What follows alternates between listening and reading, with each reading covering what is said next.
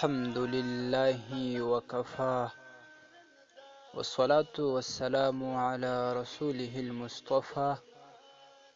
وعلى آله أهل الوفا. معززو قدرمندو درنو ورنو، حضرت رسول اکرم سید ولد آدم محمد عربی صلی الله علیه و آله وسلم و مسلمانانو ته بار بار نصیحتونه فرمایلی دي، خو مسلمانان دومره بې پروا دي، داسې د نبی کریم صلی الله علیه و آله وسلم نصیحتونه غورځولي دي چې ګواکې دوی بیا د قیامت ورځ نه لري او له دوی څخه به د قیامت په ورځ د دغه پوښتنه نه کیږي. یو نصیحت د نبی کریم صلی الله علیه و آله وسلم ترمذي شریف راخیستی دی چې انسان په دغه یوه نصیحت باندې عمل وکړي، والله العظیم چې د هغه به د دې دنیا او د هغې دنیا مکمله کامیابي په برخه وي، سعادت الدارین به په نصیب وي. حضرت عمرو ابن میمون رضی الله تعالی عنه وایي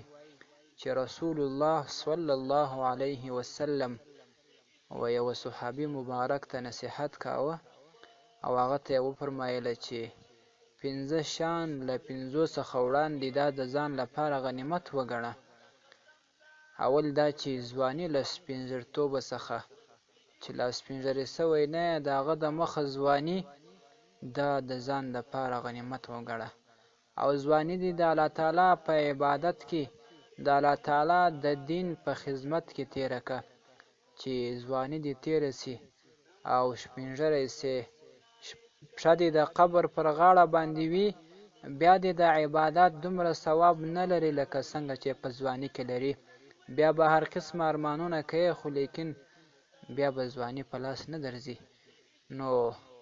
له سپین ږیرتوبه څخه وړاندې دا ځواني غنیمت وګڼه، د الله تعالی په دین کې یې مصرف که. او دویم یې ورته وفرمایله چې روغتیا له ناروغۍ څخه وړاندې دا د ځان لپاره غنیمت وګڼه، چې په صحت باندې روغ یې او ناروغه نه یې، نو دغه روغتیا کې د الله تعالی عبادت وکړه او دا د دین اسلام په خدمت کې مستعمله که، چې کله ناروغي در باندې راسي صحت دې نه وي جوړ، نو بیا به د ارمان کوي چې کاش د په صحت او روغتیا کې مې د دین خدمت کړی و او د نبی کریم صلی الله علیه وسلم د سنتو پیروي مې کړې وای، خو دا روغتیا بیا نامعلومه وي چې درته راوګرځېږي او که به نه راوګرځېږي، او دا هم ممکنه وي چې په دغه ناروغۍ کې دې د دې دنیا سترګې پټې سي. او دریم یې ورته وفرمایله چې شتمني، مالداري او دنیا دا له تنګلاسۍ څخه، دا د فقیرۍ څخه، د غرابت څخه وړاندې خپل غنیمت وګڼه. ته لا اوس شتمن مې دنیا لرې، نو دا دنیا دې د اسلام په خدمت کې مصرف که، دا دنیا په نیکې لارې کې مصرف که، په داسې ځای کې مصرف که چې ته له دغې دنیا تللی تا روز قیامت د هغې صدقه جاریه تا ته را روانه وي، لکه یا په مسجد کې یا په مدرسه کې یا د علماء کرامو سره د کتابو په لاره کې دا خپل شتمني مصرف که چې د دغه ثواب تا روز قیامت ستا لپاره صدقه جاریه وي. بیا که تنګلاسی سوې نو دا نامعلومه ده چې بیا به تا ته شتمني په لاس درځي که نه راځي، نو د قیامت په ورځ به د دغه شتمني سوال در څخه کېږي چې چیرې دې مصرف کړله، پر کوم ځای دې مصرف کړله. نو که دې په منکر کارونو او غلطو کارونو کې مصرف کړې وه، د قیامت په ورځ به دې سترګې کښته وي، او که دې چیرې په یو نیک ځای کې مستعمل کړې وه، نیک او معروف ښه کار دې په کړی و، حسن کار، نو بیا به دې سترګې لوړې وي او د دې دنیا او د هغې دنیا کامیابي به دې په برخه وي. څلورم یې ورته وفرمایله دا د نبي علیه الصلاة والسلام هغه با ارزښته مقولې دي چې باید په زرو کې دا ولیکل سي.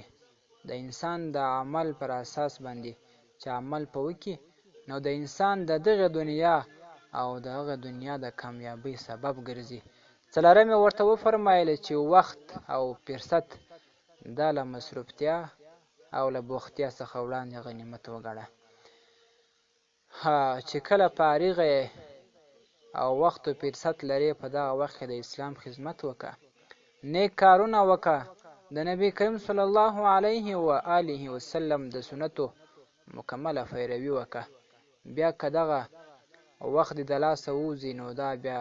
راتلونکی نه دی، پر تا باندې راګرځېدونکی نه دی. نو اوس دې لا وخت په لاس کې دی، فرصت یې په لاس کې دی، د دین خدمت په وکړه چې په دغه دنیا او په هغه دنیا کې کامیاب وي او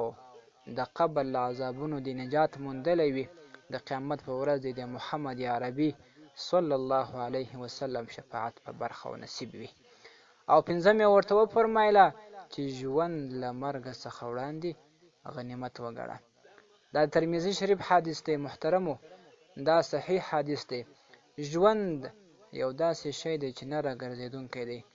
د قیامت په ورځ به بندګان دا هیله کوي چې ځان او مال و هر څه به په دې کې قرباني کوي چې یا الله کاش یو منټ یوه دقیقه خو موږ دنیا ته تللی وای، چې څومره ژوند مو وای ټول به مو ستا په دین کې د نبي کریم صلی الله علیه وسلم د سنتو په پیروي کې تېر کړی وای. خو دغه هیله به بیا پرې کېدونکې نه وي و دغې دنیا ته به بیا راتګ نه وي. نو اوس لا ژوند لرې محترمه وروره او درنې مکرمې خورې، د الله تعالی په عبادت کې تېر که او د نبي کریم صلی الله علیه و آله وسلم د هغه د سنتو مبارکو پیروي وکړئ. دا به د دنیا او د آخرت کامیابي ده. که چېرته تاسو د دنیا او آخرت کامیابي غواړئ نو کم از کم دغه 15 نصایح د انسان لپاره کفایت کوي. نو راځئ چې دغه عملي کو او د دنیا او آخرت کامیابي لاسته راوړو. د قیامت په ورځ باندې مو سترګې لوړې وي، د قبر له عذاب څخه او له فتنو څخه مو ځان ژغورلی وي، د نبي علیه الصلاة والسلام شفاعت مو په نصیب وي. والسلام علیکم ورحمة الله وبرکاته. اوس به په باب سلام ورشو د حضور